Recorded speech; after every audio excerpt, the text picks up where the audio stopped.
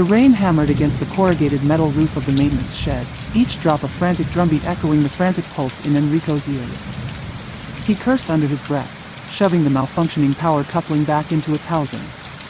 Damn storm. Damn raptors. Damn everything.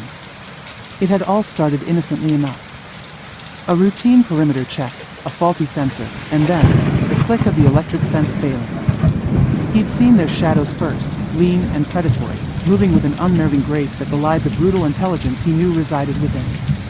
2 of them. He hadn't needed to see their eyes to know they were free. Enrico wrenched the coupling into place.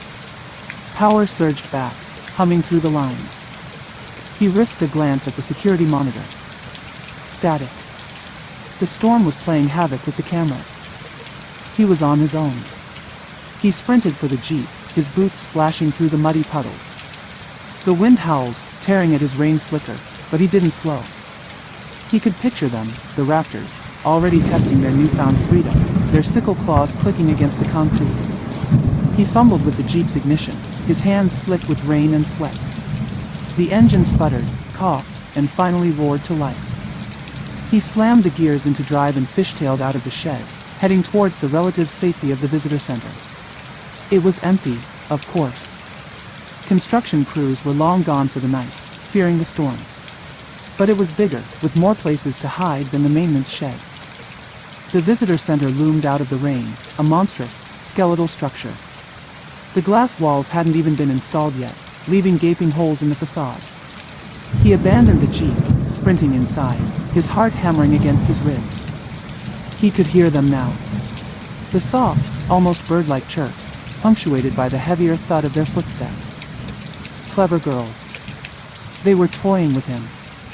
He scrambled through the cavernous hall, past the skeletal remains of the future gift shop, and into the labs.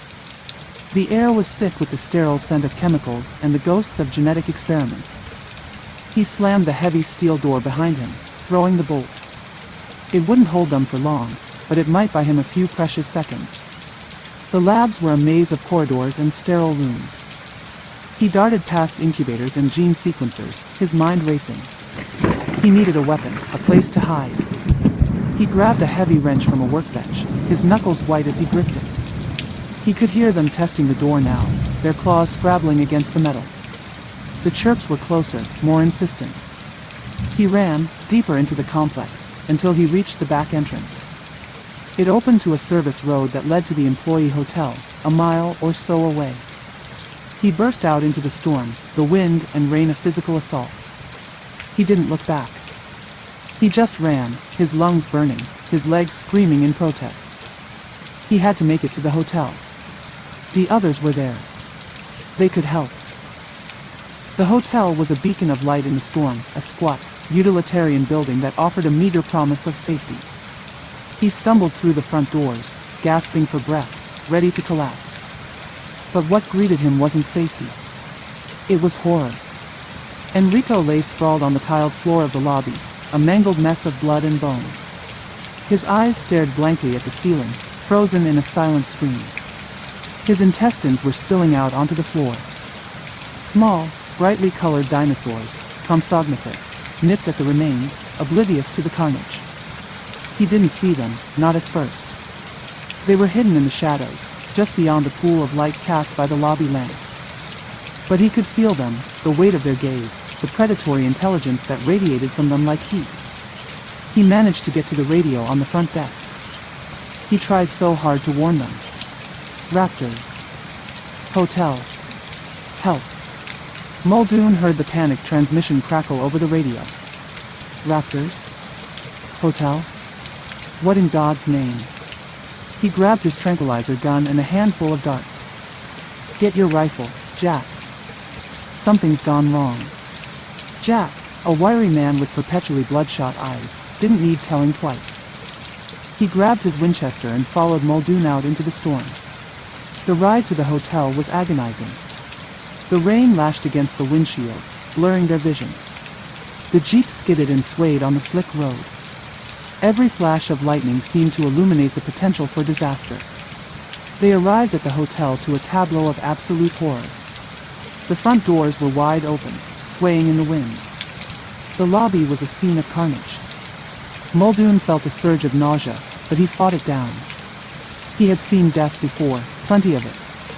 But this was different.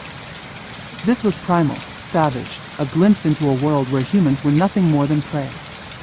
He nudged Jack. Compsognathus. Eating him. Jack paled, his hand tightening on his rifle. Sweet Jesus. Muldoon scanned the shadows, his eyes narrowed, his senses on high alert.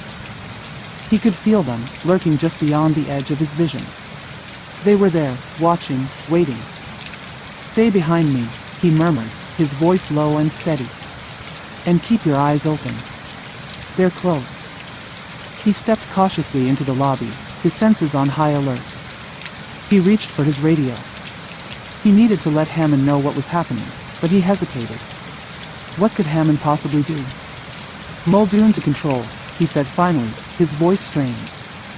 We have a situation at the hotel. Enrico is dead. Eviscerated.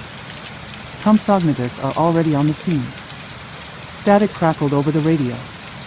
Then, a voice, distant and tinny. Muldoon, repeat.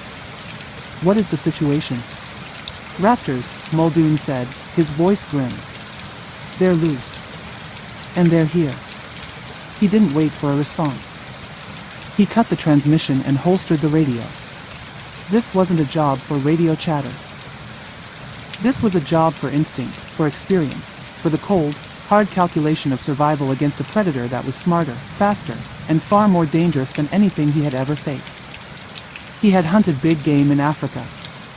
Lions, elephants, rhinos. He knew how to track, how to anticipate, how to kill.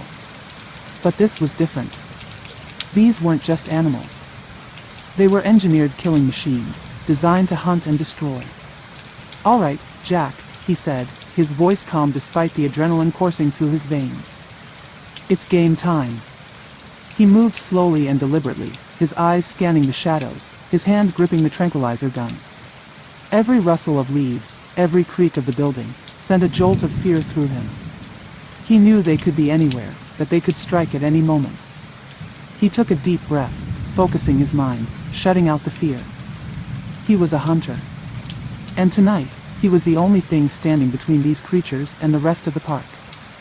He knew only one thing. He was going to make it out alive.